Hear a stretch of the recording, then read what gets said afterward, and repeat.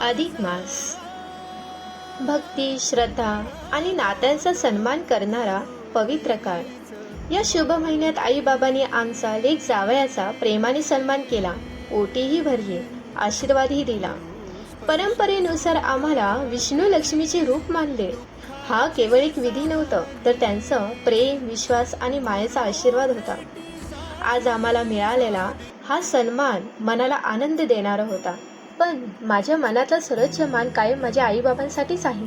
कारण ज्यांनी मला घडवलं, संस्कार दिले आणि जगण्याचं बळ दिलं, त्यांच्या पुढे प्रत्येक सन्मान लहान आहे.